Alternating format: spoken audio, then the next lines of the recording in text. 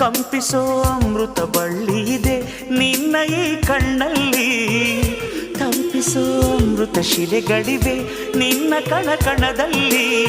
ತಾಜ ಮಹಲ ಕರಗಿಸಿ ಎರಕ ಹೊಯ್ದ ರೂಪಸಿ ಹೊಗಳ ಮಾತುಗಳಲ್ಲವೇ ಅಲ್ಲ.